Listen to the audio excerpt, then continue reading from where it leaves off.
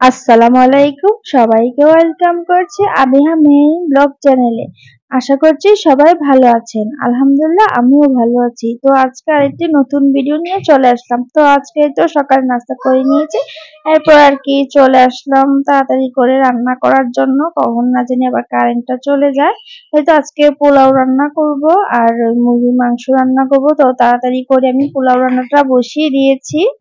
এখন থেকে ছোট ভিডিওই ভাবছি শেয়ার করব, বড় ভিডিওগুলো কেউ দেখতেও চায় না। এই তো পেস্টটাকে লাল লাল করে দারচিনি এলাচ তেজপাতা দিয়েছিলাম, তারপর আদা রসুন বাটা দিয়েছি, তারপর এই তো পোলাও চালটা দিয়ে লাল লাল করে ভেজে নিয়ে এবার পানি আর কাঁচামরিচ দিয়ে দিলাম, তারপর লবণ দিয়ে দিলাম। এই তো আর ১ পোর চালের জন্য ১.৫ পোর পানি নিলে একদম সুন্দর মতো হয় পোলাও রান্নাটা। এই তো ঢাকা দিয়ে দিলাম। এই তো পানিটা শুকিয়ে আসার পর এই তো এখন ঘি দিয়ে দিচ্ছি। এর মাঝেও আমি কয়েকবার নেড়ে চেড়ে দিয়েছি।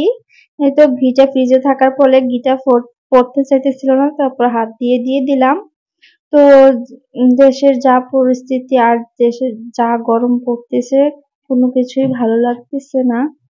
কি হবে দেশে সেটাও বুঝতেছি না। একে অপরকে মেরে ফেলতেছে, কি করতেছে আল্লাহ, মহান আল্লাহ তাআলা ভালো জানেন কি হবে এই দেশের আর কি হবে এই দেশের ভবিষ্যৎ। এই তো পোলাওটা আমার রান্না হয়ে গেছে। তো যে যারা অবস্থান থেকে সাবধানে থাকবেন, ভালো থাকবেন, এই আর কি। নিজেকে সেফ রাখার চেষ্টা করবেন সকল বিপদ আপদ থেকে।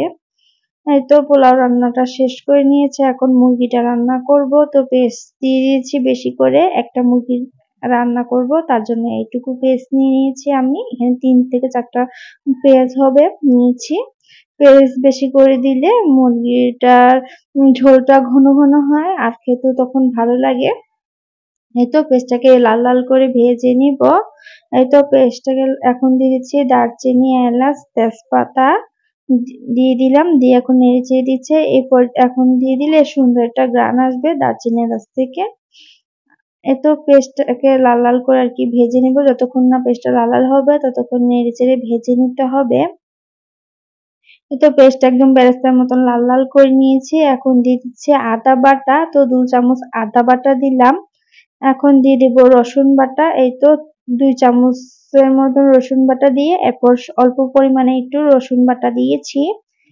আদা থেকে কিন্তু রসুন বাটাটা বেশি দিলে মুরগির রান্নাটা খেতে খুবই ভালো হয়। তো আমি যেভাবে রান্না করেছি সেভাবেই আর কি আপনাদেরকে বলছি। তো এইভাবে রান্না করার ফলে আজকে মুরগির রান্নাটা খুবই মজার হয়েছিল খেতে, তাই আর কি আপনাদের সাথে শেয়ার করে দেওয়া। এই তো লাল মরিচের গুঁড়া, হলুদের গুঁড়া দিয়ে দিলাম। মরিচ বেশি দেইনি যেহেতু আমার মেয়ে খায় এজন্য। এই তো জিরা গুঁড়া ২ চামচ দিয়ে আর একটু সামান্য পরিমাণে দিলাম। দিয়ে এখন তারপর গরম মসলার গুঁড়াও দিয়েছি। গরম মসলার গুঁড়াটা দিলে মাংসটা থেকে টেস্টটা খুব ভালো আসে। এই তো এখন অল্প পরিমাণে পানি দিয়ে মশলাটাকে বেশ ভালোভাবে কষিয়ে নিব। এই তো মশলাটাকে বেশ ভালোভাবে কষিয়ে নিচ্ছি আর এখন লবণটাও দিয়ে দিচ্ছি। এই তো লবণটা দিয়ে সবকিছু দিয়ে এই তো মশলাটাকে বেশ ভালোভাবে কষিয়ে নিচ্ছি।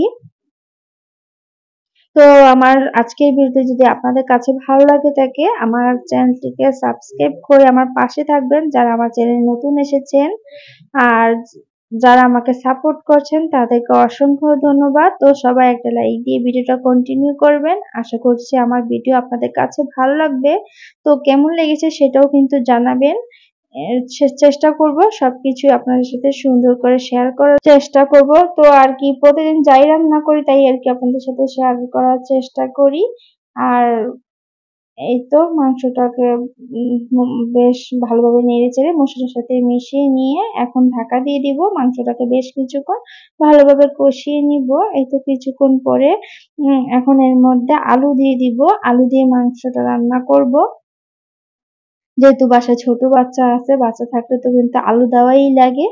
যেহেতু বাচ্চারা অনেক সময় দেখা যায় ঝোল খায় না, আলুটা মেখে দিলে তখন খেয়ে নেয়। এই তো আলুটা তার জন্য আর কি দেওয়া। তো আলুটা বেশি দেইনি, অল্প করে দিয়েছি আলুটা। এই তো আলুটা দিয়ে নেড়ে চেড়ে দিলাম। এখন ঢাকা দিয়ে দিব কিছুক্ষণের জন্য।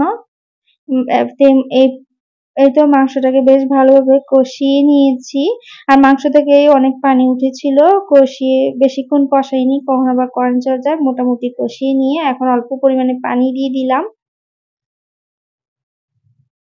এই তো অল্প পরিমাণে পানি দিয়ে এখন ঢাকা দিয়ে দিব কিছুক্ষণের জন্য। আর মাংসটা বেশ ভালোভাবে সিদ্ধ হয়ে গেছে। এই যে আমার মাংস রান্না হয়ে গেছে, এখন নামিয়ে নিলাম। এই তো আর পোলাও, এই তো পোলাও মুরগি। তো কেমন লেগেছে জানাবেন। তো আজকে ভিডিও এ পর্যন্তই। সবাই ভালো থাকবেন, সুস্থ থাকবেন। আল্লাহ হাফেজ।